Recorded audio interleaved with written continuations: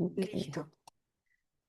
Ok, muy buenos días a todos. La Asociación Venezolana de Derecho Administrativo inicia sus actividades el día de hoy, sus actividades de este tipo de naturaleza, de difusión del conocimiento jurídico, de discusión del conocimiento jurídico, de aspectos del conocimiento jurídico vinculados al derecho administrativo, con esta actividad que en la asociación hemos denominado Diálogos Iberoamericanos.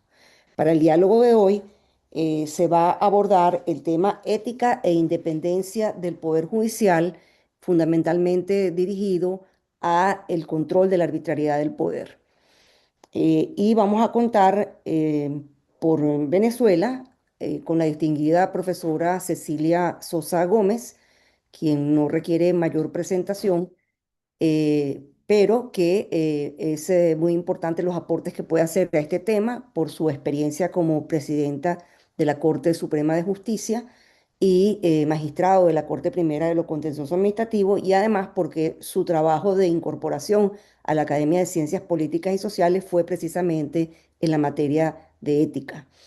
Eh, para este diálogo tenemos como contrapartida al distinguidísimo profesor Armando Andruet, quien es profesor emérito de la Universidad Católica de Córdoba en la Cátedra de Filosofía del Derecho, es profesor titular de la Historia de la Medicina en la Universidad Nacional de Villa María, profesor titular de Ética Médica y Medicina Legal, profesor invitado en diferentes universidades argentinas y extranjeras, director de la carrera de doctorado en Derecho de la Universidad Católica de Córdoba, director internacional de la Cátedra de Ética Judicial de la Escuela Nacional de la Judicatura del Poder Judicial de República Dominicana. Es miembro o individuo de número de la Academia Nacional de Derecho y Ciencias Sociales de Córdoba y presidente de honor de la corporación, miembro también individuo correspondiente de la Academia Mexicana de Derecho, eh, de Derecho y la Academia de Ciencias Jurídicas de Bolivia, la Academia de Ciencias Sociales y Políticas de Venezuela, la Academia Chilena de Ciencias Sociales, Políticas y Morales y la Academia Colombiana de Jurisprudencia. Además, es miembro de número de la Academia de Ciencia Médica de Córdoba, presidente del Tribunal de Ética Judicial del Poder Judicial de la provincia de Córdoba, director honorario del Centro de Bioética de la Universidad Católica de Córdoba y autor pues de una numerosa obra jurídica, así como presidente y vocal en retiro del Tribunal Superior de Justicia de la provincia de Córdoba.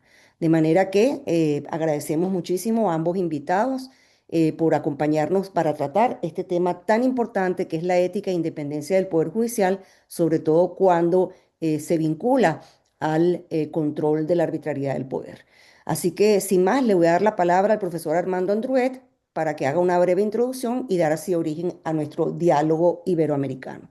Adelante, profesor. Muchísimas gracias, muy buenos días.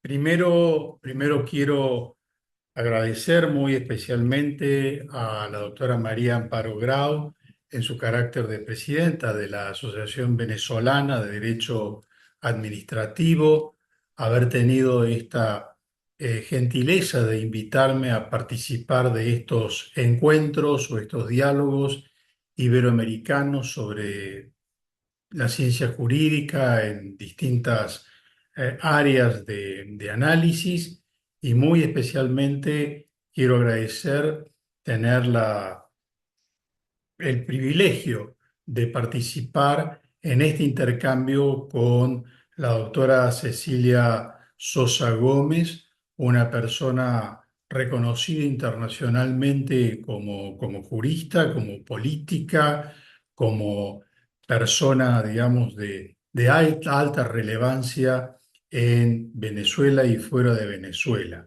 Para mí es un privilegio poder compartir el diálogo precisamente con ella, a quien, por supuesto, que aprecio, respeto y hemos conversado antes de esto ya en otras ocasiones.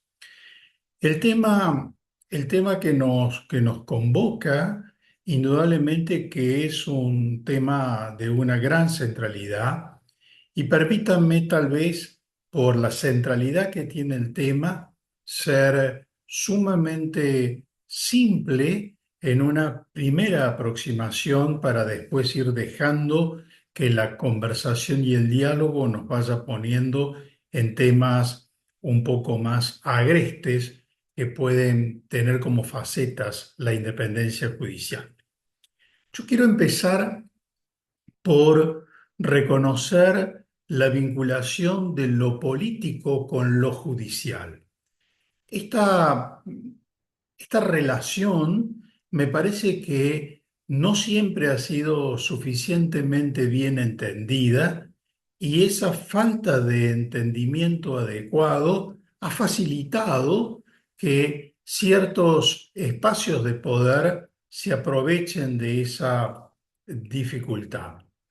Cuando digo lo político y lo judicial, quiero prestar atención especialmente en el artículo neutro que califica lo político y lo judicial, precisamente con la característica que el mundo griego daba a los artículos neutros, precisamente de un carácter, podríamos decir, de máximo relieve o de máximo esplendor, luego lo que se calificaba con el neutro, y así lo político y lo judicial.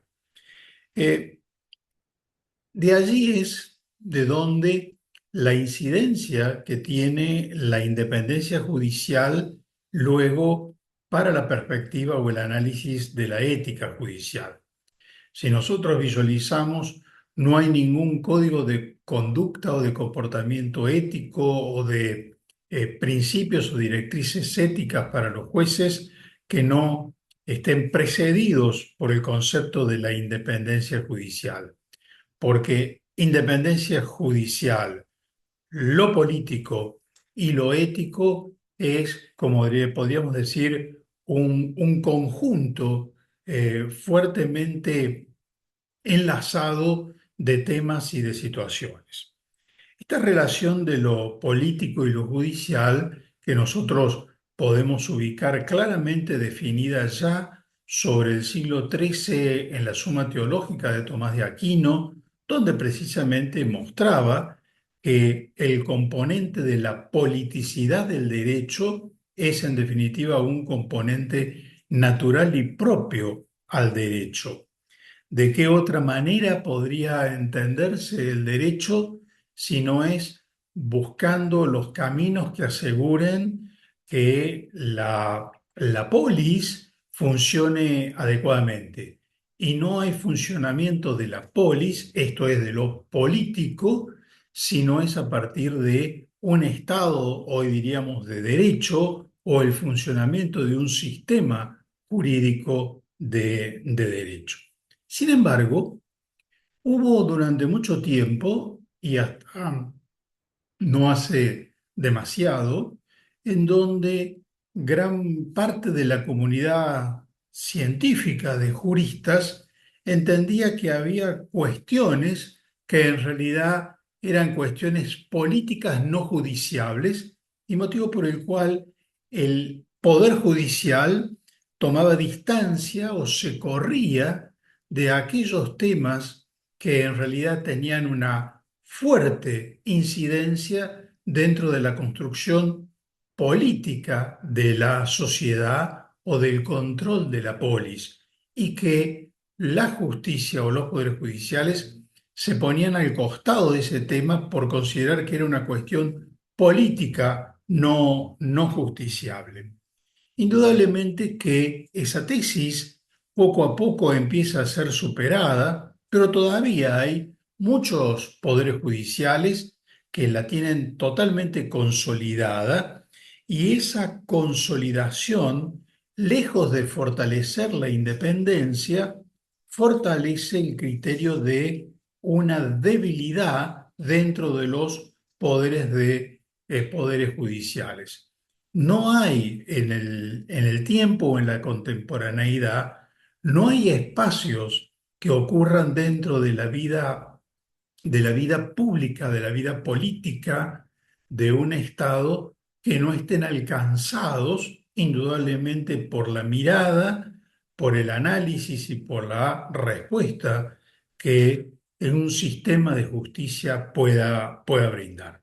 Indudablemente que los más interesados en sostener la cuestión política no justiciable son las propias estructuras del Estado en el poder ejecutivo, puesto que un poder judicial que tiene esa barrera por una cuestión política no justiciable, naturalmente que se limita a ejercitar una práctica del control de legalidad, pero no interfiere dentro de políticas profundas que en el Estado se puedan construir y que por lo tanto para el Estado es tener una libertad absoluta para sesionar, para trabajar, para la arbitrariedad, para la discrecionalidad.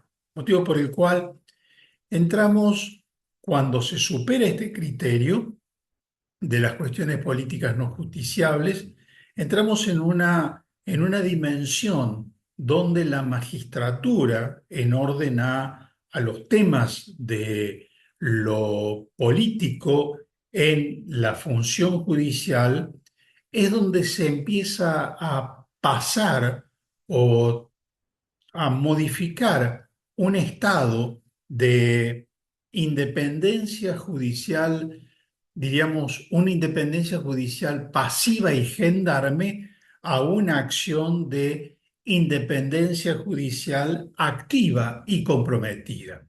Pasar de lo pasivo y gendarme a lo activo y comprometido es indudablemente una consolidación muy importante de un poder judicial, de un colectivo de jueces que indudablemente tienen una estimativa por lo social diferente y son reconocidos socialmente por la comunidad de una manera distinta. Pero indudablemente los riesgos que se producen para los poderes judiciales que asumen esta actitud de independencia judicial comprometida y activa por entender que no hay cuestiones políticas, justicia, no hay cuestiones políticas que sean no justiciables, indudablemente que genera también una amenaza muy importante, una amenaza a que los poderes judiciales finalmente queden cooptados por las políticas partidarias y cuando los poderes judiciales terminan cooptados por las políticas partidarias, ya ha dejado de ser lo político para ser la política partidaria, aparece como el gran descrédito del Poder Judicial. Y ese descrédito mayúsculo que un Poder Judicial tiene, indudablemente aparece como ilimitado, aparece como no dispensable y tampoco digno de ningún olvido por la sociedad. Entonces, yo marcaría como un primer descanso en esta reflexión que habría la posibilidad de formular un primer axioma respecto a este tema de lo político y lo judicial, y está en orden a que la independencia judicial nunca debe estar mirada en función de los temas que se juzgarán, sino en el modo en que ellos son juzgados. O sea, la cuestión no es el tema, sino que la cuestión es el modo. Y con ello, indudablemente, no hay ningún límite respecto a cuáles son los temas en los que los sistemas de justicia tienen que tener una voz cuando ella es requerida por la sociedad o por la controversia que se ha presentado en la sociedad. Esas otras miradas miopes de los poderes judiciales respecto a lo político, indudablemente que vuelvo a decir, lo único que hacen es favorecer a el ejercicio excesivo, abusivo, discrecional, arbitrario que pueda tener un poder ejecutivo como tal. Lo cierto es que la judicialización de la política es en definitiva hoy un terreno que a todos los que estamos vinculados a la función judicial nos ha sido siempre molesto, siempre ingrato, pero en definitiva nunca se puede soslayar que hay que poner toda la atención, el cuidado y el esmero para la mejor respuesta posible. Esta es entonces una idea, naturalmente, de la expansión que los poderes judiciales tienen en orden a aquello que es materia judiciable o justiciable.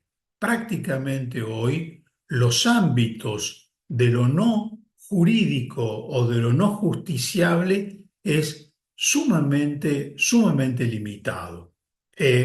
Antes, indudablemente, los espacios no jurisdiccionales eran amplísimos, cada vez van a ser más estrechos y tendemos a vivir en sociedades cada vez más controladas por el ámbito jurisdiccional.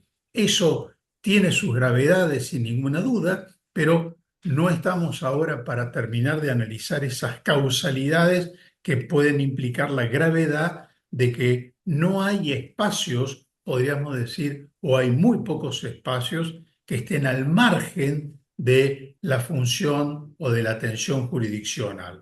Por ello es que si eso es así, es que cobra tanta relevancia cuál es el perfil, cuál es en definitiva el modelo que una sociedad aspira para estas personas con estas responsabilidades centrales como son los jueces.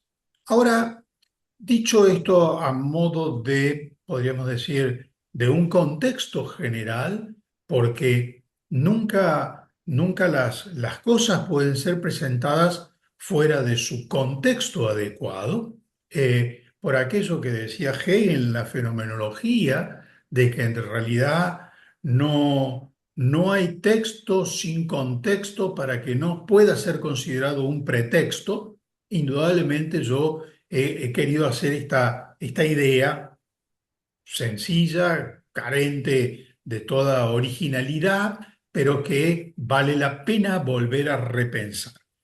Ahora, cuando pensamos en la independencia judicial, deberíamos señalar que no se debe entender otra cosa por independencia judicial que aquella garantía inmunitaria que tienen los jueces, en virtud de la cual todos aquellos que afecten de alguna manera las cuestiones vinculadas con la percepción o con el convencimiento y decisión que tomen los jueces, estaría siendo afectada esa garantía inmunitaria. ¿Sí?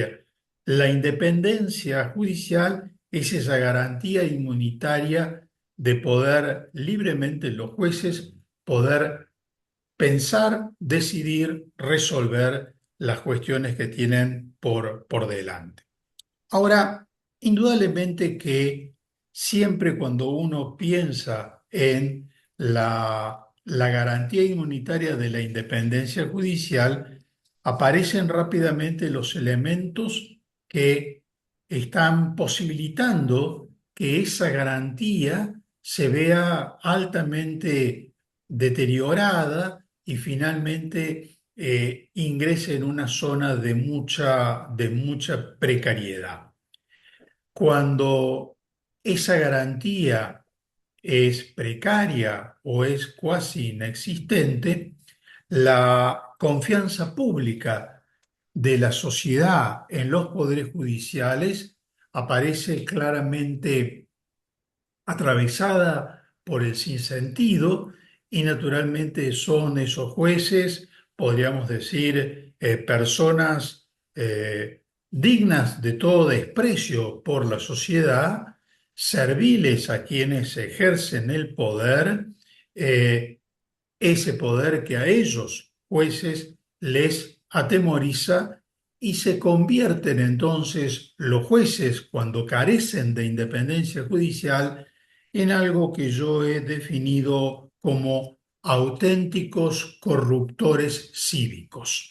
Esta es, en definitiva, una consideración que nos permite ahora pensar que la sociedad, al fin y al cabo, tiene que tener una esperanza societaria.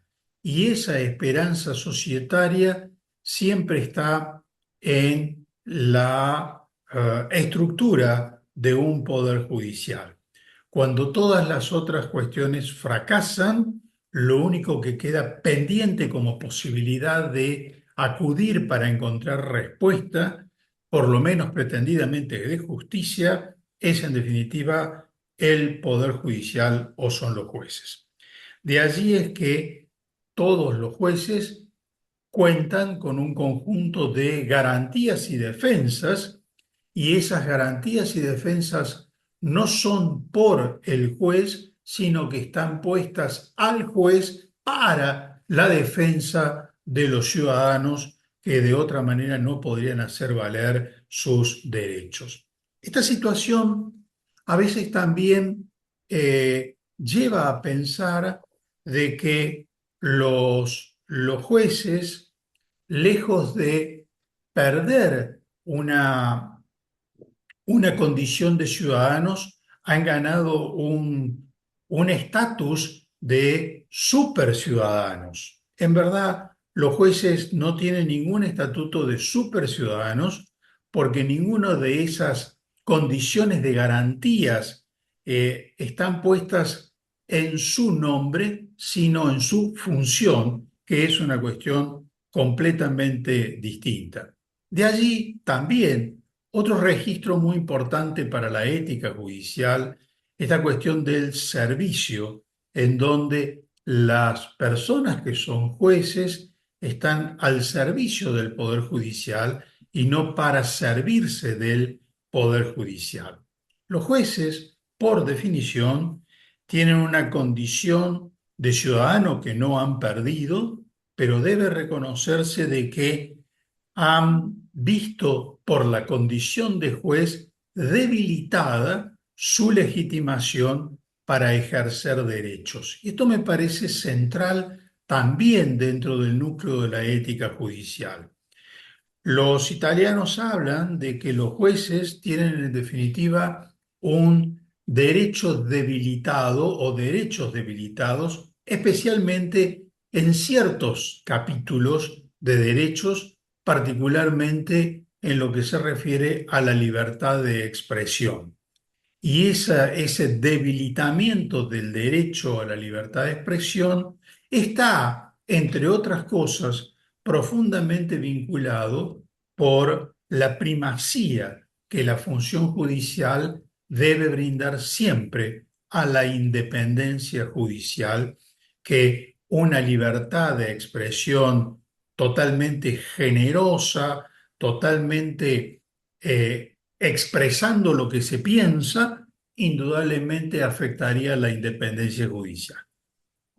Los jueces no pueden, no pueden decir todo lo que piensan, pueden pensar todo lo que quieren y como quieran, pero no pueden decirlo porque ese decir puede afectar la independencia judicial. Para terminar por mi parte, señalo cuáles son los obstáculos para una justicia independiente o para sí, para una práctica de la independencia judicial.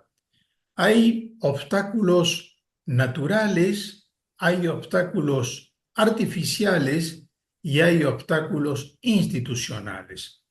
No me puedo referir a ellos en detalle ahora, pero señalo que los obstáculos naturales para un ejercicio activo de la independencia judicial son los que se corresponden propiamente con la naturaleza singular, personal, que cada individuo puede tener, y esos son obstáculos que naturalmente pueden ser superados porque están fincados en rasgos idiosincráticos de alguna manera de la persona. Esos perfiles, podríamos decir, de personas que parecen no tener firmeza en sus decisiones, tener temperamentos lábiles, ser temerarios, si bien eso puede parecer un obstáculo para la independencia judicial, son trabajados desde la psicología moderna y son completamente superados. La misma pregunta cabría, o la misma reflexión cabría decir si una persona que lejos de ser de un carácter lábil, fuera de un carácter sumamente firme, consolidado, no es también una preocupación para la independencia judicial, porque en realidad los jueces deben ejercitar una práctica suficientemente adecuada de poder tener la docilidad para poder cambiar los criterios cuando son criterios los otros mejores al que uno puede sostener. Y eso habla de tener la movilidad, la docilidad y no la firmeza, así como también Hegel decía, yo hago justicia y luego que se incendie el mundo. Indudablemente, hacer justicia incendiando el mundo no es de un muy buen juez pensarlo o reflexionarlo. También los obstáculos que son artificiales son aquellos que en realidad están generados por la propia matriz y dinámica de lo que es la función judicial y por eso son artificiales. Es decir, es lo mismo que pensar que una persona que trabaja de bombero, en definitiva, le teme al fuego. En realidad el bombero no le teme al fuego, sino que sabe cuáles son los riesgos de trabajar en el fuego, pero no puede evitar ser bombero y no estar vinculado con el fuego. De la misma manera, un juez no puede estar no vinculado con los problemas sociales y particularmente con esos problemas sociales que a veces hacen a que pequeñísimos grupos de ciudadanos, minorías, grandes, importantes minorías, no en cuanto al número, sino importantes en cuanto a la matriz temática que defiende esa minoría, los jueces tienen que atenderla, los jueces tienen que respetarla. Y ese respeto al derecho de las minorías, que en definitiva es mirado ese tema como un tema despreciable por las mayorías de las sociedades, lo va a poner al juez en una situación de fuerte estado de afectación de su propia autonomía, su propia capacidad de responder a los problemas. Esto significa que esos obstáculos artificiales deberían ser pensados en orden a que la propia matriz judicial tiene que coadyuvar a que los jueces indudablemente no sean presa fácil de los humores, de los gustos o de los usos sociales. Todo esto es lo que significa que cada juez debe entender que la independencia judicial exige y requiere hacerse cargo de un concepto central dentro de la práctica judicial, que es entender que el poder judicial es por definición un poder contramayoritario. Y si es un poder contramayoritario, es que habrá mayorías que están defenestrando las tesis de los jueces, pero que eso no debe ser un punto que amedrente a los jueces a seguir el camino que ellos creen que es el adecuado. Y finalmente, los obstáculos institucionales son precisamente los que están en la profundidad de la matriz de la independencia judicial. Esos no se curan ni con la psicología, ni con el colectivo de una comunidad judicial. Esos obstáculos institucionales son un trabajo que en definitiva le corresponde a cada juez en la profundidad y en el diario hacer entender que es la virtud de la independencia judicial una práctica diaria, una práctica en donde no hay día de descanso y donde cualquier juez, aun habiendo sido una persona, podríamos decir, independiente gran parte de su vida, un día puede equivocar y fallar, motivo por el cual es un trabajo constante y permanente, esa pared invisible de fortalecimiento institucional que la independencia va realizando. Yo de esta manera, doctora Grau, permítame haber abusado posiblemente de esta primera participación, pero quería dar un registro sumamente amplio y general acerca de la independencia, cruzando algunos puentes que luego podremos acercar con la ética judicial. Así que Muy muchísimas bien. gracias. Muchísimas gracias. Todo lo contrario, agradecemos que haya establecido con claridad los parámetros de lo que puede ser este diálogo del día de hoy.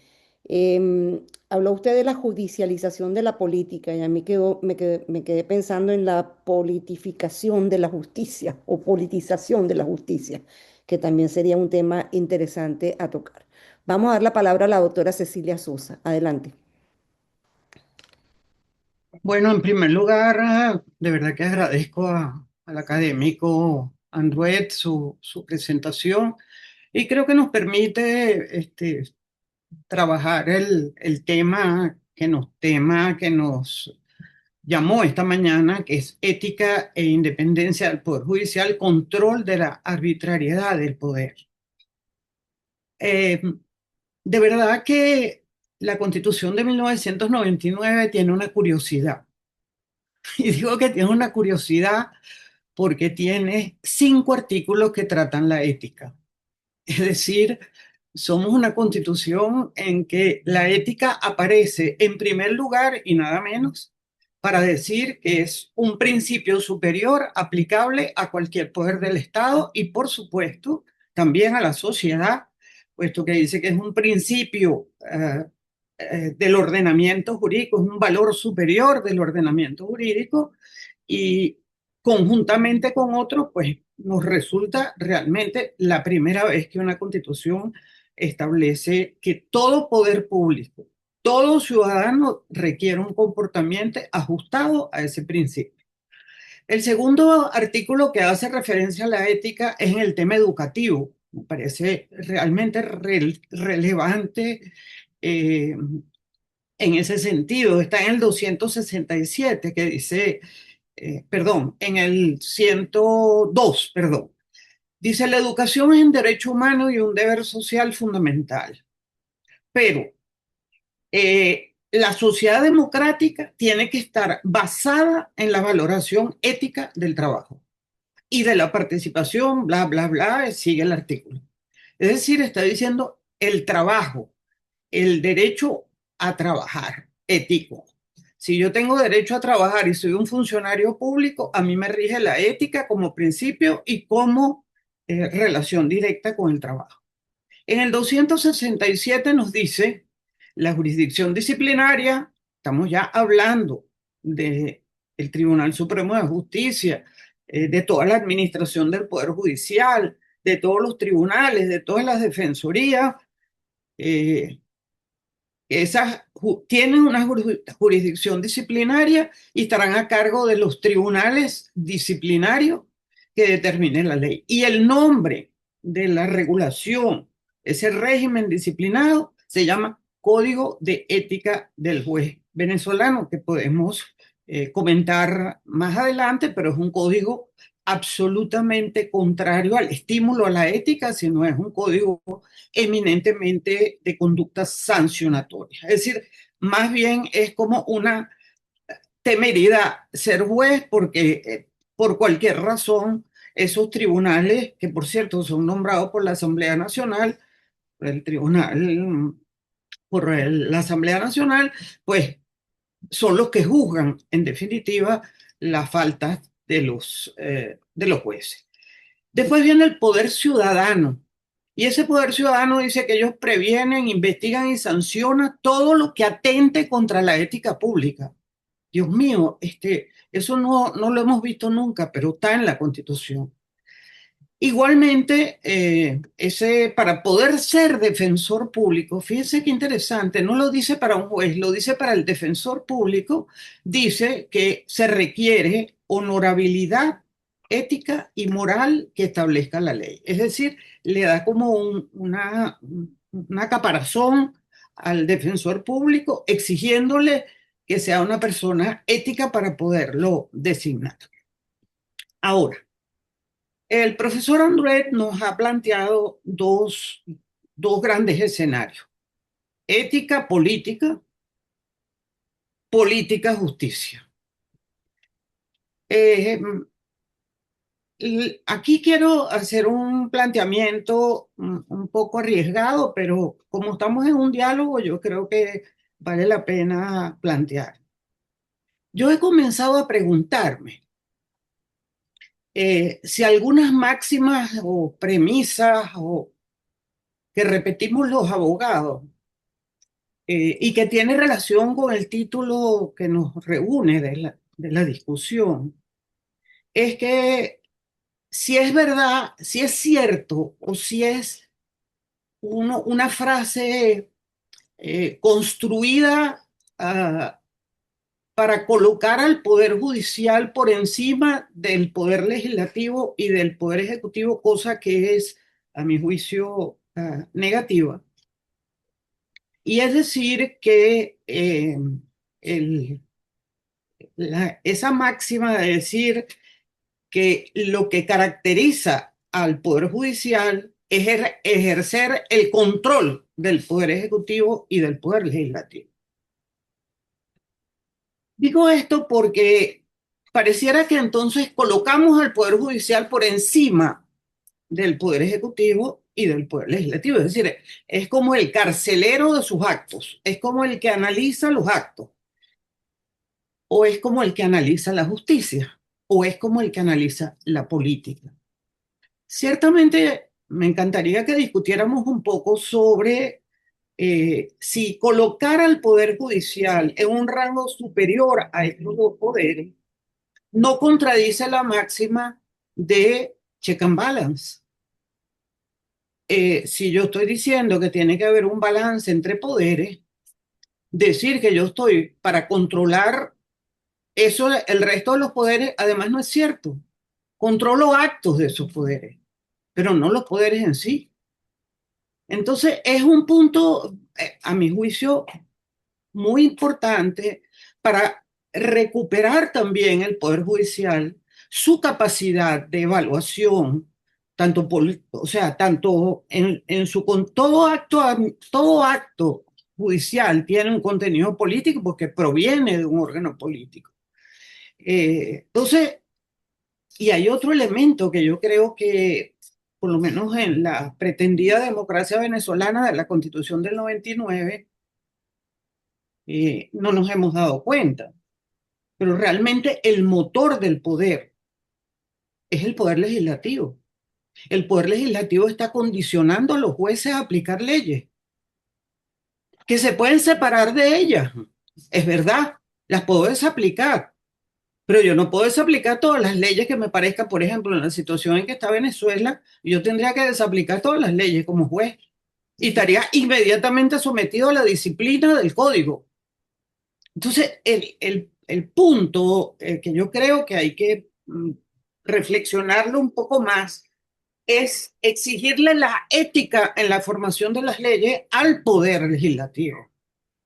Es el poder legislativo el que está marcando el cumplimiento de la ley en el poder judicial completamente errado. Aparte de la politización, que es una cosa distinta a concebir que los actos sean de naturaleza política. Porque la politización es es precisamente poderes sin ética que sustituyen a poderes autónomos, que es lo que tenemos en Venezuela. Por eso, a mi juicio, lo que está sucediendo en Venezuela es, en este momento, sí hay una especie de transición económica, pero no hay una transición política. Entonces, esa situación, bueno, nos puede conducir hacia una transición política.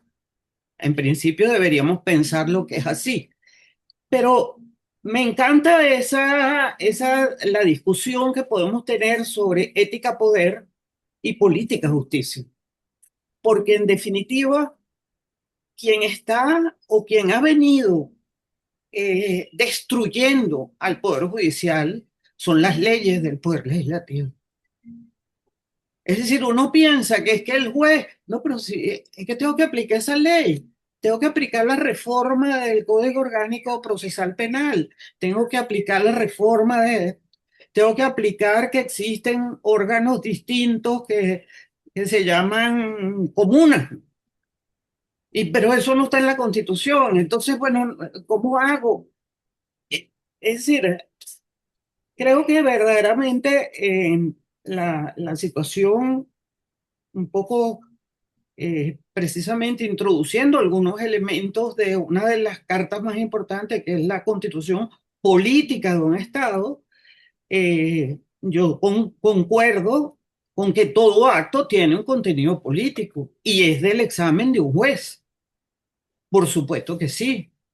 Entonces, esa apertura que nos está dando el profesor Anduet, yo creo que hay que pensarla, reflexionarla, porque necesita también una formación ética para el juez muy particular, para yo poder tener jueces que introduzcan el elemento del análisis político en el sentido más correcto de la palabra, del entorno, de la situación social, una serie de elementos que pueden haber dado lugar a ese tipo de actos. Eh, Nosotros lo que hemos vivido, como decía la doctora María Amparo Grau, es la politización del Poder Judicial. Ni siquiera es el aprendizaje de, ni siquiera el aprendizaje. Yo creo que eso es con natural a al juez que es de vocación, porque ese es otro aspecto. Ser juez es una cosa realmente compleja. Un juez metido en todos los matrimonios, un juez metido en todos los restaurantes, un juez metido en... Por eso los americanos llegaron a una conclusión. Yo les hago la lista de las cosas que no pueden hacer, punto, hago la lista. Usted no puede tomar trago, usted no puede andar en la calle, usted no puede recibir tal cosa. Usted pareciera que ese enfoque, eh, desde el punto de vista del comportamiento del juez, no de la cabeza, del comportamiento, pareciera que estamos tan confundidos, por lo menos en Venezuela, que nos tomamos la primera parte de este comportamiento y creemos que eso es la ética del juego. No sé, yo también lo voy a dejar hasta aquí. Me parece que podemos seguir conversando sobre este punto. Muy bien, muy Y, bien. y bueno, Profesora planteo André, simplemente una serie de interrogantes, de problemas excelente, eh, excelente. para, para ubicarnos en cómo sortear realmente la independencia de un poder judicial casi inexistente desde el punto de vista ético, porque yo creo que ciertamente el daño más grande que se ha hecho es que la ética que he recorrido, que es el asiento de toda la Constitución, pues no, y el asiento de todos los funcionarios, además, no se ha comprendido o nos pasa algo como caribeños que nos es muy difícil valorar lo que significa ser ético. A ver, profesor André, vamos a ver si organizamos la discusión, porque parece que hay muchas vertientes en el tema, ¿no?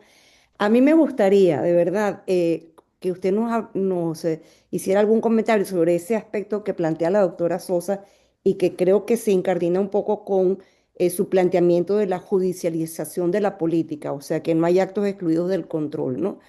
Eh, si acaso esa judicialización de la política no ha llevado a la consideración de un papel preeminente del juez sobre los otros poderes y si esto lleva a un quiebre de ese principio de separación de los poderes tal como se concebía o se concibe constitucionalmente como un sistema de checks and balances de poderes exactamente iguales y equidistantes e independientes. Entonces, desde el punto de vista teórico, ¿no? De lo que es la división de poderes, ¿dónde se ubica el poder judicial?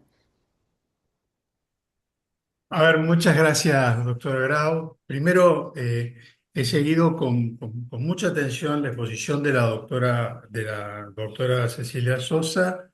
eh, Y creo que ciertamente no es adecuado hablar de que el Poder Judicial es un poder que sea más fuerte que otro de los poderes. El Estado tiene estas tres ramas y que en definitiva sin ninguna de ellas el Estado podría funcionar. Motivo por el cual los tres son igualmente imprescindibles, para decirlo de alguna manera.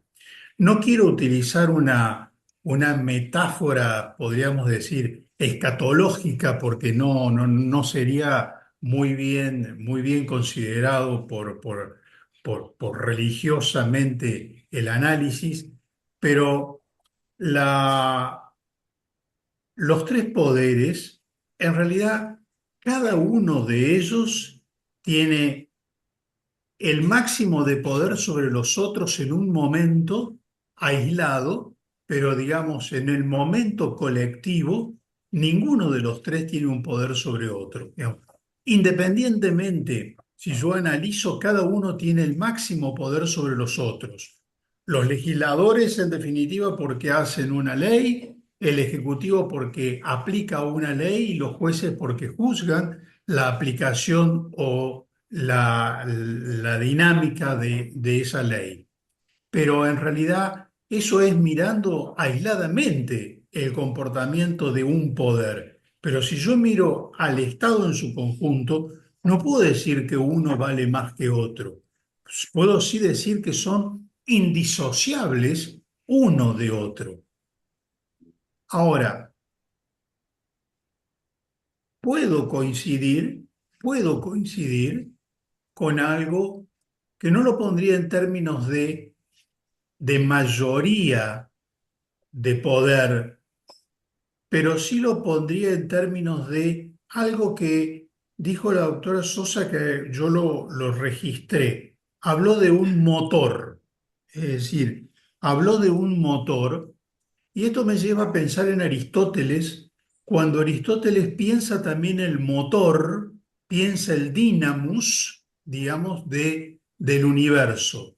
Es decir, ¿dónde está ese motor que es un motor inmóvil que moviliza todo el sistema en Aristóteles?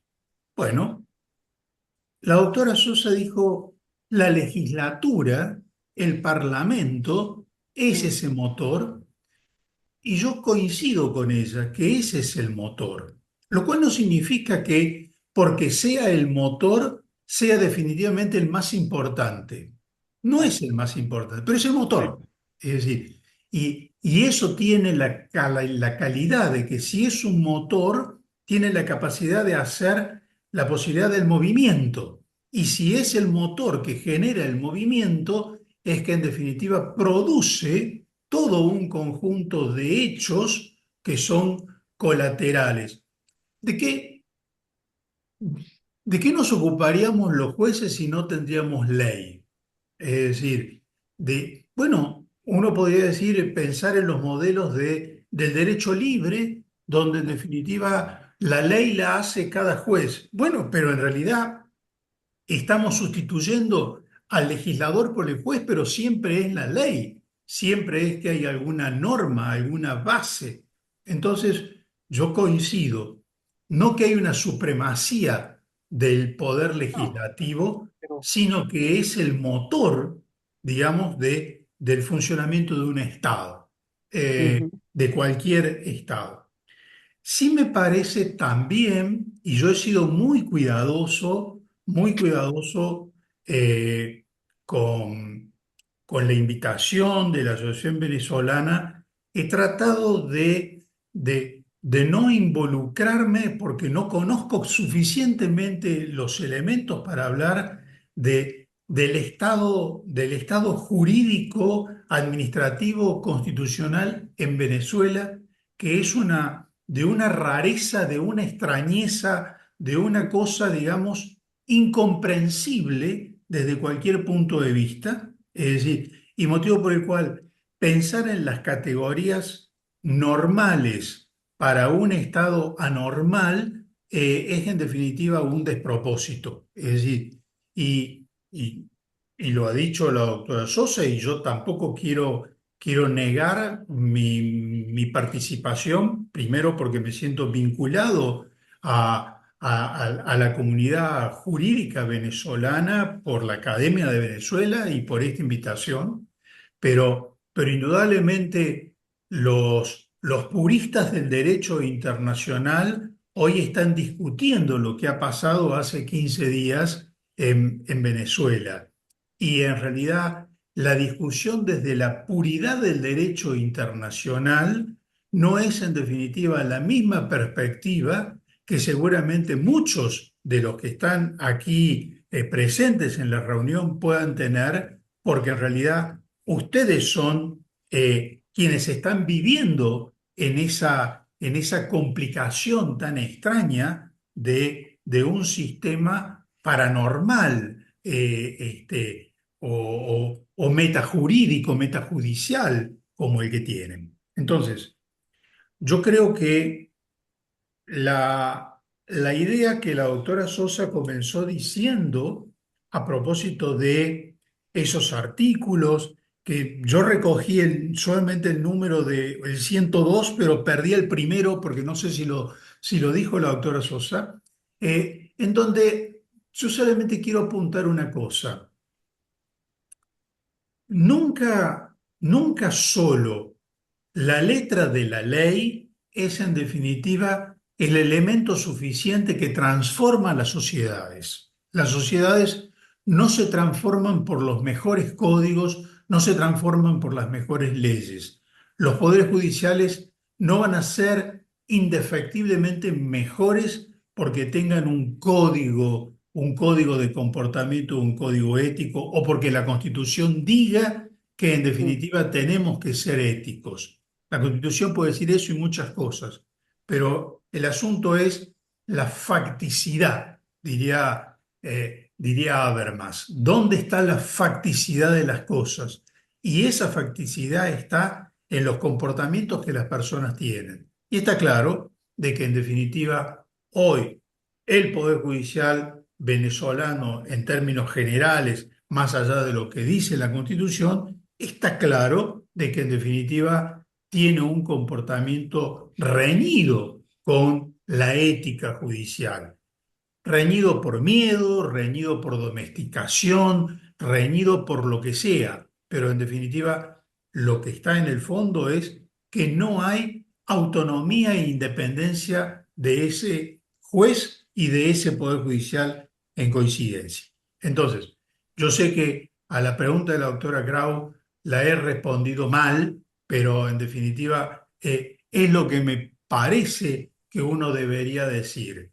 El poder legislativo es motor, pero esto no es que sea superior. Y luego, el caso Venezuela es un caso que en definitiva sale de todo manual de derecho internacional público, sale todo manual de derecho constitucional y administrativo, porque en realidad es impensado que pueda ocurrir y es mucho más impensado que pueda haber subsistido el tiempo que ha subsistido, más en un país tan rico y tan importante como es Venezuela. Oiga, Gracias. Profesor, profesor, si me permiten, María Amparo, sí, quisiera adelante. hacerle una pregunta al profesor por su experiencia en todo lo que tiene que ver con la formación de los jueces. Ahí también por primera vez en un artículo de la Constitución, en la parte del Poder Judicial, que prohíbe a los jueces asociarse. Sé que es una experiencia que en algunos países funciona y desde el inicio muchos jueces se sintieron como eh, que eso era una violación de un derecho que ellos podían tener. Quisiera saber cuál es su experiencia en eso. Ese es un punto. El otro punto es, ustedes, ¿cómo verían la creación de una cátedra de ética en la formación del abogado? Porque parte de nuestros problemas con los jueces es que la formación de los abogados está muy en la línea del ejercicio. Es decir, casi que yo formo para el ejercicio. Y después empieza el abogado a decir, ¿qué quiero hacer yo? Yo quiero ir al sistema judicial, yo quiero sí, efectivamente ejercer la profesión, o yo quiero ser un investigador. ¿Ustedes tienen experiencia en materia de dar cursos de ética? Esto de la asociación es como un debilitamiento, profesor, un debilitamiento del derecho al que usted se refirió. A ver, yo creo, digamos, para, para poner el contexto a la respuesta que voy a dar, eh, yo creo que ustedes como país, vuelvo a decir con todo cuidado, respeto, digamos, están volviendo a ver cómo es que el mundo, desde que es mundo, cómo amanece. Es Ujú, decir, ustedes están volviendo a ver cómo amanece, y la pregunta de la doctora Sosa es central porque en definitiva hoy no hay, no hay prácticamente espacio moderno de un Estado en donde no exista la libertad del asociacionismo judicial. Es decir, porque en realidad es impensado que en definitiva colectivos de individuos que están trabajando en una misma función no tengan un conjunto de intereses en colectivo para hacer valer, digamos, modificaciones, transformaciones o mejoras. Todos los poderes judiciales han encontrado por la vía del asociacionismo primero un mecanismo de una actualización y capacitación para su propia estructura. La Cumbre Judicial Iberoamericana, que integra Venezuela, digamos, Venezuela hace 25 años atrás fue uno de los países que tuvo un rol preponderante en la generación de la Cumbre Judicial Iberoamericana y hoy en definitiva aparece como el país más olvidado de estos espacios. Esa Cumbre Judicial Iberoamericana tiene un ámbito que es el de la Comisión Iberoamericana de Ética Judicial. ujú, Esa Comisión Iberoamericana de Ética Judicial es la que en el año 2006 pensó un código modelo, que es el Código Iberoamericano de Ética Judicial, que podía ser como disparador para muchos países que integraban la Junta, que integraban la comisión, la cumbre, perdón, que integran la cumbre para poder reordenar sus códigos. Venezuela, eh, lejos de orientar su nuevo código de comportamiento ético al modelo del código iberoamericano, hizo todo lo contrario. Es decir, se distanció todo lo que pudo de ese código.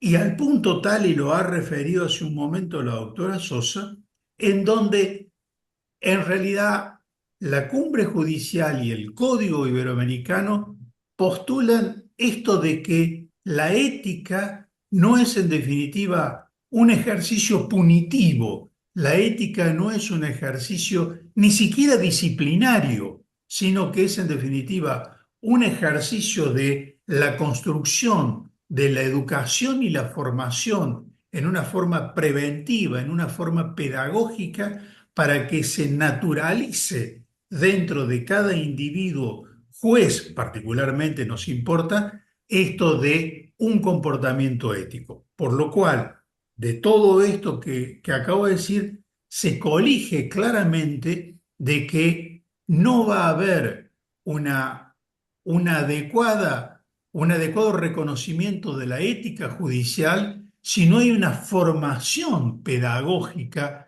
en la ética judicial. Y la pedagogía de la ética judicial indudablemente será brindada o en los espacios universitarios en términos generales y luego particularmente en las escuelas judiciales. Judiciales. Yo presido, digamos, por mi vinculación en el Poder Judicial, además de presidir el Tribunal de Ética, presido la Escuela Judicial del Poder Judicial de Córdoba, que es posiblemente la más importante de la República Argentina.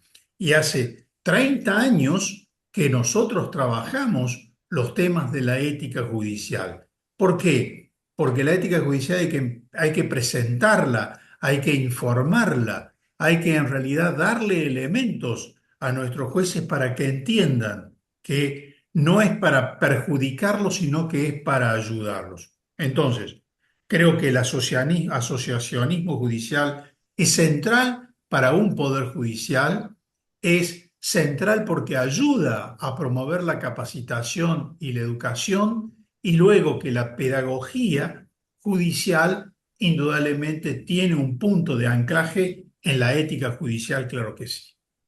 Ese mismo planteamiento lo está haciendo Irene, la profesora Irene Loreto, de la importancia de enseñar ética en las universidades e incluso habla de una iniciativa para sugerir la creación de una cátedra de ética. Por aquí veo que usted es profesor también de ética médica, ¿no? O sea, en la universidad. O sea, que hay Correcto, sí, sí, sí. una cátedra de ética médica, bueno, se plantea pues crear una especie de cátedra de ética jurídica dentro de la cual pudiera considerarse la ética judicial. Pero bien, como bien usted dice, las escuelas de la judicatura también son órganos propicios para generar y desarrollar este tipo de actividades. Pero fíjese, Sí, fíjese, doctora Grau, que el Poder Judicial dominicano es sí. posiblemente el Poder Judicial que mayor esfuerzo ha tenido en toda América Latina, por el tema de la ética judicial. Hubo una reforma en República Dominicana en la Constitución del 2010 que implicó una transformación muy importante en el Poder Judicial, sobre todo de la manera en que se accede a las plazas judiciales en República Dominicana, que es muy parecido al modelo español, que en definitiva hay un tránsito de aspirantado en donde se miran las condiciones y finalmente de allí terminan siendo discernidas las plazas judiciales cuando termina ese curso prácticamente de un año, año y medio de trabajo con los aspirantes. El Poder Judicial Dominicano ha tenido mucho avance, pero sin embargo ha entendido que el tema de la ética judicial es central y ha pensado en algo que ahora otros países, Panamá lo está mirando, Puerto Rico lo está mirando y otros seguramente también, generar esta idea de cátedras de ética judicial dentro del Poder Judicial, porque la ética tiene una dinámica, digamos, muy vertiginosa, para decirlo así. Mm. Hace 50 años, si usted quiere, 50 años, teníamos nosotros la idea de que los jueces hablaban por sus sentencias.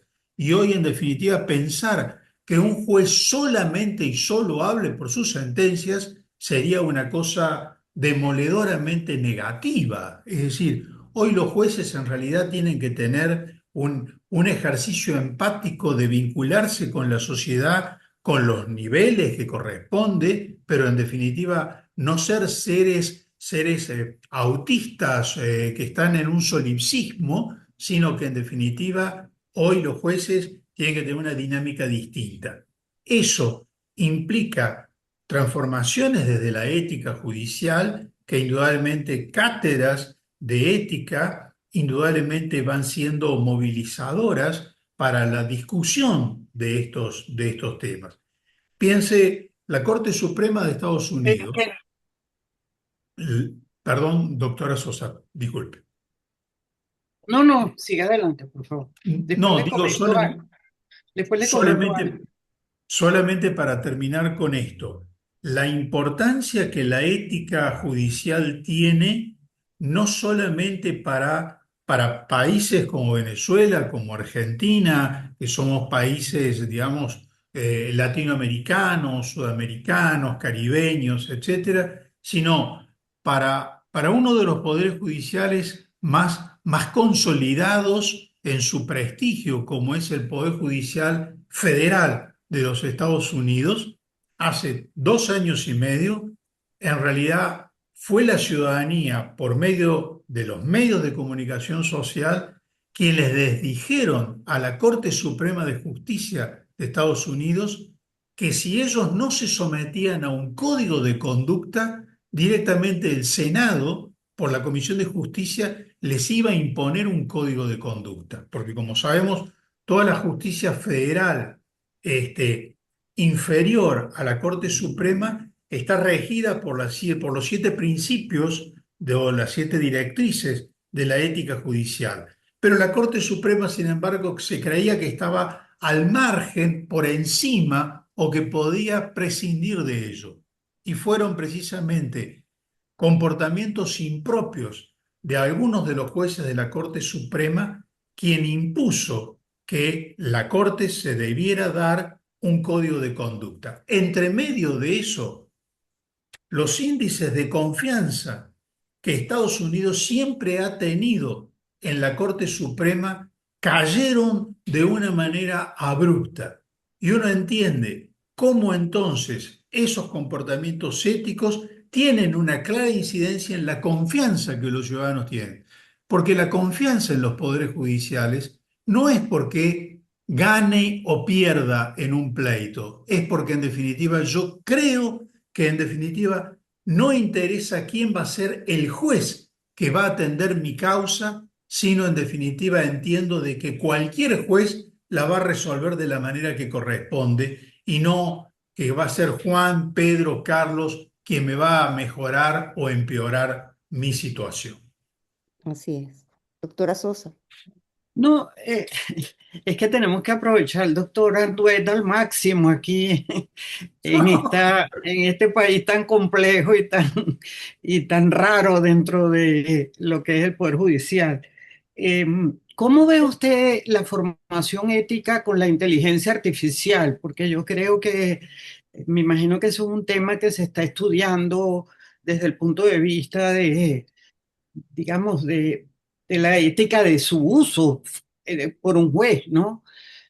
Eso me parece un tema interesante porque hoy en día, por lo menos los que damos clases, sentimos que todos los trabajos hechos por los alumnos están materialmente copiados de inteligencia artificial. Entonces, todavía como que ese inicio, mm, ¿cómo lo siente usted? ¿Que debe ser muy rápido para el Poder Judicial o hay que ir con un poco de más calma? Porque verdaderamente eso es algo como casi en desarrollo. Cada día que uno va a consultar la inteligencia artificial, aparece otro sistema que te ofrece supuestamente mejores condiciones, etcétera.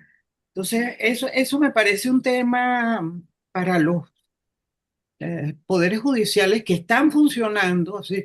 Que en principio tienen esa característica de independencia, como globalidad, ¿me entiende? No, no en la individualidad de cada juez, sino en su conjunto es un poder autónomo, un poder imparcial. ¿Cómo están visualizando el tema de la inteligencia artificial, porque creo que el tema de la inteligencia artificial también nos puede crear grandes sorpresas de desigualdad.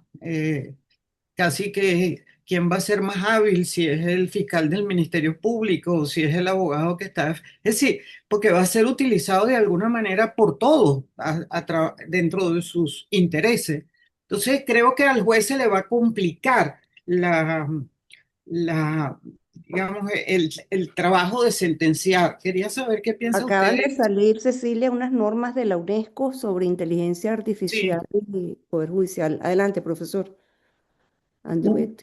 Justamente lo que acaba de decir la doctora Grau en continuidad con lo preguntado por la doctora Sosa. Eh, UNESCO, digamos, el anteaño pasado nos consultó. Yo habitualmente trabajo para UNESCO también en los temas de ética.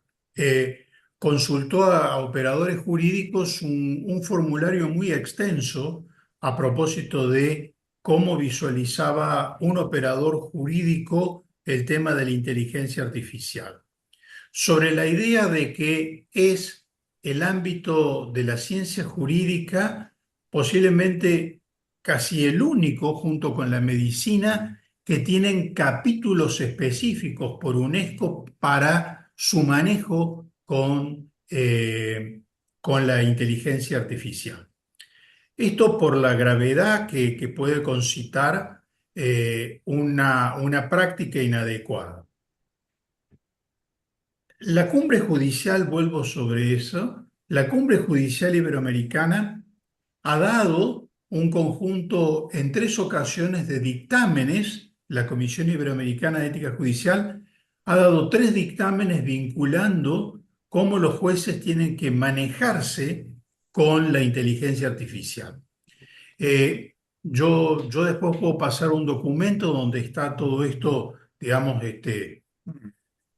absorbido o considerado todos los dictámenes. Pero fundamentalmente lo que se dice allí es, primero, los poderes judiciales no pueden negar la incidencia, la importancia que la inteligencia artificial tiene para la práctica judicial. Es decir, eso es incuestionable.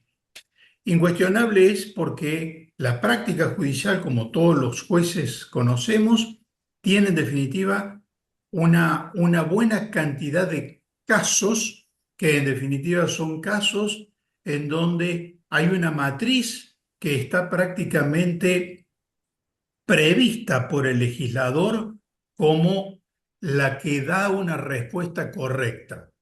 Pensemos sencillamente un título cambiario, un papel de comercio, un pagaré, un cheque, algo que en definitiva es un documento que no ha sido debidamente cancelado y yo lo tengo que litigar para que me paguen lo que corresponde. En definitiva, son tipos de instrumentos que el legislador ha dicho que tienen una vía ejecutiva rápida si se cumplen una serie de requisitos, una serie de exigencias. Ese tipo de instrumentos discutibles judicialmente ya tienen una respuesta correcta, que es que si tiene fecha, nombre, tipo, número, etcétera, firma, en definitiva va a tener una vía ejecutiva. Esas cosas los jueces en realidad no las pensamos muy bien, sino que hacemos un checklist para ver si están cumplidas o no están cumplidas. Si están cumplidas, accedemos a darle el crédito, darle la vía ejecutiva o no. Entonces, los jueces también hemos ya trabajado mucho sin inteligencia artificial como si fuera de inteligencia artificial, porque lo hacemos, digamos, de rutina. Para todas esas cosas más, menos complejas, hay en definitiva hoy una asistencia de la inteligencia artificial. Pero lo que está claro es de que aún siendo valiosa la inteligencia artificial para ese tema de casos, indudablemente la supervisión humana, la supervisión del juez, siempre debe estar presente, dicen los dictámenes. Pero el problema son las otras cosas. Un juicio de lesión, es decir, cuestiones complejas, cuando en definitiva los temas probatorios son complicados. Allí entonces uno empieza a entender que la inteligencia artificial hoy no es suficiente y por lo tanto tampoco se puede pensar que en tiempos actuales uno deba creer que las sentencias van a terminar siendo dictadas por una inteligencia artificial. Esto no quiere decir que no pueda ocurrir. Posiblemente cuando la inteligencia artificial deje de trabajar con la tecnología que hoy tenemos y trabaje con tecnología de la física cuántica y posiblemente las mediciones sean completamente distintas y la tecnología pueda tener algún tipo de sensibilidad, algún tipo de sentimiento, algún tipo de contexto de ubicación y empiece a pensar y menos a computar, porque esto es importante, la inteligencia artificial no piensa, la inteligencia artificial computa. Si todos los juristas supieran cómo es que hay un resultado que nosotros decimos, esto lo ha dado la inteligencia artificial, cómo ha alcanzado ese resultado, podríamos entender con mayor claridad que es imposible pensar que se pueda dictar una sentencia por la inteligencia artificial hoy. La inteligencia artificial no piensa, computa, y esa computación la hace sin medir contexto, sin entender nada. La inteligencia artificial no entiende lo que dice, lo que responde. Responde porque hay un volumen de información que transita ella rápidamente a una velocidad ultrasónica y permite dar la mejor respuesta. Generalmente siempre da respuestas, aun cuando la tenga que inventar. Entonces, Perdón, disculpe, adelante. los jueces o los poderes judiciales hoy, la mayor preocupación que tienen es cómo, de nuevo, a lo que había señalado en la pregunta la doctora Sosa, cómo en definitiva los poderes judiciales tienen que formar a los jueces en los temas de tecnología para que esa formación permita incorporar adecuadamente la inteligencia artificial, pero siendo el juez siempre quien dirige la inteligencia artificial. Pero yo no puedo dirigir algo que no entiendo cómo funciona. Entonces, lo primero es entender cómo funciona la inteligencia artificial para poder saber cómo la domino, cómo la gobierno a ella, porque si no lo sé, ella me va a gobernar a mí y ese es el peligro al que todos los ciudadanos miramos cuando decimos, este juez que encriptadamente utiliza inteligencia artificial, ¿sabrá cómo preguntar? ¿Sabrá cómo formular un prompt? ¿Sabrá en definitiva cómo guiar a esa inteligencia artificial? ¿O lo hace solamente porque es un juez cómodo o un juez que quiere tener un cierto esnobismo en su resolución? Estos son los peligros y UNESCO los dice muy bien en ese documento que nos recuerda la doctora Grau, publicado este año, el año pasado, perdón. Sí, recientemente. El profesor Carrillo, Carlos Luis Carrillo Artiles, quien dirige el posgrado de Derecho Administrativo de la Universidad Central de Venezuela y además especializa en estos temas de ética, sobre todo en la función pública, dice lo siguiente: en el derecho comparado se han generado distintos intentos para garantizar y controlar la ética y el ejercicio judicial, algunos con una carga bastante controversial frente al principio de independencia judicial, como es la figura de la ratificación de los jueces, que tiene base constitucional y legal en el Perú, cada 7 años, sobre evaluaciones que se hacen sobre ellos cada 3 años y medio, y hace la Junta Nacional de Justicia. En otras legislaciones se han incorporado órganos constitucionales como altas autoridades de control del Poder Judicial.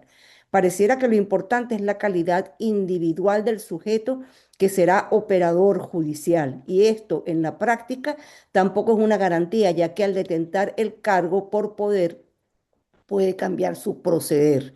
El problema es realmente complejo entre formación y controles adecuados. Bueno, ya llegamos al tiempo de concluir. Y sobre la base de esta reflexión del profesor Carlos Luis Carrillo, yo les pediría una reflexión final. Profesora Sosa. Bueno, creo que la reflexión que hace Carlos Luis Carrillo es muy válida.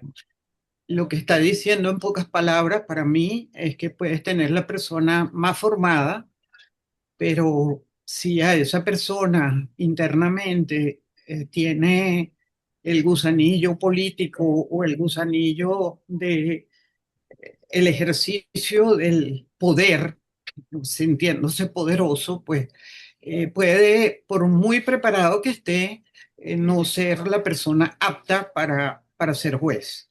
Eh, bueno, yo creo que en Venezuela ha ocurrido eh, sin la capacidad de tener la aptitud para ser juez. Muchos de los jueces, pues, inclusive hasta por la edad, ni siquiera han vivido situaciones anteriores al año 99.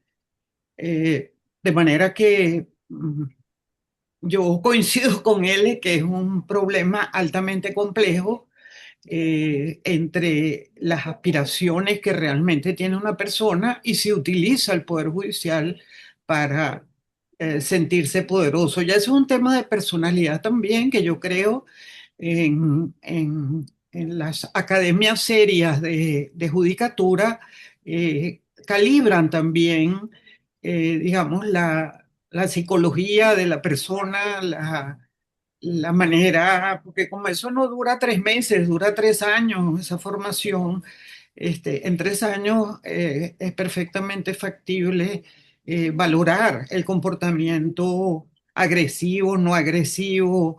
eh, o sea, lo que pasa es que nosotros en Venezuela nunca hemos tenido realmente una escuela para jueces. Tenemos cursos para jueces, que es una cosa completamente diferente. Y en estos últimos años, pues ni siquiera de vez en cuando, no sé, una conferencia, pero los jueces acatan las decisiones, si son penales, acatan lo que les dice el fiscal. En diciembre no vamos a sentenciar absolutamente nada y los jueces no sentencian absolutamente nada. Entonces, es muy difícil hacer renacer esa autonomía judicial y como lo decía un poco el profesor Armando, esto hay que empezar desde cero, desde la base, porque son solamente 2.200 jueces, 3.000 fiscales, o sea, todo absolutamente contaminado. Entonces, claro, es súper serio lo que él está planteando, pero nos está llevando a que tengamos en cuenta ya no solamente el tema de capacidad, de formación, sino también la conducta que esa persona puede desarrollar en la exigencia de los años de dedicación. Quería dejar una idea que siempre me ha dado vueltas en la cabeza, que es que a mí me parecería interesantísimo, dada la situación que estamos viviendo, que nosotros hiciéramos una carrera de derecho con una base muy fuerte de los primeros 3 años y los últimos 2 años diríamos, tenemos tres opciones. O usted va al sistema judicial, o usted va al ejercicio, o usted va a la función pública. Yo creo que esa orientación desde la universidad, sobre todo para nosotros que estamos así como en, en menos cero, podría dirigir mejor lo que se llama la eficiencia, los principios de la administración, que son los principios igualmente de la judicatura, ¿sí? Ser más cercanos a la tarea que nos interesa. Y eso obviamente es una ilusión mía, pero lo dejo como una idea que prepare a esta juventud que nunca ha vivido en una situación distinta a la actual. Tenemos gente de 24 años que no ha conocido otra cosa. Entonces, imagínense, yo tengo que agarrar a esa persona para que sea juez, oye, con una base tan tan, tan vacía que, oye, no sé si 3 años es casi como una carrera para ser juez, lo que habrá que hacer en este país, ¿no? Una carrera para ser fiscal, una carrera para ser defensor, porque no es solamente el juez, es el equipo, es el conjunto de funcionarios que hacen que haya justicia. Bueno, Así es. disculpe. Profesor Andrew. Bueno, yo, digamos, creo que, creo que se está colocando tan interesante la reunión, pero ya nos tenemos que ir. Y en verdad vuelvo a agradecer y me parece que tenemos muchos temas para seguir compartiendo, porque vuelvo a tomar la metáfora de que están volviendo a ver cómo es un amanecer. Y en definitiva, entender cómo es un amanecer implica revisar todo lo que hay en el contorno, todo lo que hay que ha quedado de esa noche tan larga y tan oscura, y que en definitiva habrá muchas cosas, muchas, posiblemente casi todas, hacerlas desaparecer. Pero en definitiva las desapariciones de las cosas y mucho más de las personas no es una cuestión inmediata, sino que es una cuestión que lleva mucho tiempo. Así como lleva mucho tiempo consolidar una buena imagen, un error puede tirar por la borda en minutos lo que se ha construido por años. Acá tenemos que por años se ha construido una mala cosa y no es tan fácil borrarla en un amanecer. Deberán ser varios los amaneceres. Pero yo creo, volviendo a la interesante pregunta y a la que empezó a dar respuesta la doctora Sosa, yo creo definitivamente que hay que, hay que tratar de evitar, hay que tratar de evitar inventar cosas, sino que hay que mirar dónde están las mejores cosas que uno puede aprovechar. Es decir, eh, Hoy, hoy en la vida institucional de los poderes judiciales tiene muchas cosas que son aprovechables porque tenemos algo en América Latina y el Caribe que nos es común. Tenemos un idioma que nos es común. Tenemos una idiosincrasia que nos es común. Motivo por el cual son muy aprovechables las cosas. No es que en realidad somos continentes distintos, tenemos mucho en común. Y ese mucho en común significa aprovechar lo que otros países latinoamericanos han podido hacer respecto a problemas semejantes. Argentina, no hace falta que yo les diga que en definitiva ha tenido una de las peores y más sanguinarias situaciones de ruptura del orden institucional 30, 40 años atrás. Es decir, y sin embargo hubo todo un derecho transicional para ir ordenando las cosas, posiblemente no del todo, pero en buena parte están ordenadas. Y ese derecho transicional tuvo una mirada muy importante en el ámbito de los poderes judiciales. República Dominicana lo tuvo también a una tiranía espantosa como la que sabemos de Trujillo, y también tuvo un proceso transicional de reconstrucción. Yo creo que cuando uno mira el amanecer, cuando uno mira el futuro, no debería pensar tanto en los que ya son grandes de la noche oscura, sino pensar en aquellos que son los jóvenes que están viendo el amanecer. Yo, yo no me preocupo tanto por los viejos, sino por los jóvenes, porque son ellos los que van a poder reconstruir una matriz de un poder judicial diferente, quienes van a aceptar de buena medida a ser educados, ser enseñados, porque van a tener otras apreciaciones. La cuestión es, Yo no puedo generar de la noche a la mañana 2.000 personas para cubrir un poder judicial. Entonces, tendré que asegurar hasta donde pueda los cargos más principales, más importantes con gente de fuste y luego ir depurando muy progresivamente. Pero posiblemente la educación, aún aquellos que han sido viejos presentes en la noche oscura, posiblemente puedan modificar o cambiar por temor, por interés, por vocación. No importa mucho eso tampoco. Creo Creo que ese es el futuro. Yo personalmente, como persona vinculada a los poderes judiciales, quedo, quedo muy agradecido por esta invitación. Creo que hay mucho por conversar, hay mucho por hacer, pero en definitiva, lo que sea hay que saber hacerlo pausadamente para poder hacerlo bien. Nada que se haga precipitadamente va a ser de buen resultado. Así que la pedagogía, la educación, el trabajo universitario, el trabajo del asociacionismo judicial son los elementos que yo pienso y creo las academias, la Asociación Venezolana de Derecho Administrativo, nada menos, tendrá un papel por demás relevante en el futuro. Muchísimas gracias, Muchísimas gracias. doctora.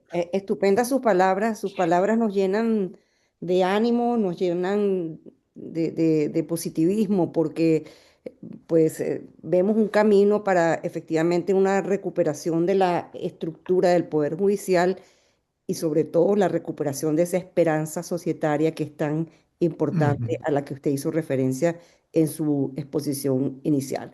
Gracias a los doctores Cecilia Sosa Gómez y Armando Andruet por habernos acompañado a la Asociación Venezolana de Derecho Administrativo y ojalá tengamos una nueva oportunidad para seguir Y conversando. gracias a todos los profesores que nos acompañaron Así es, así es. Gracias a todos los profesores y académicos que nos están también. acompañando. Bueno, que esos académicos son profesores.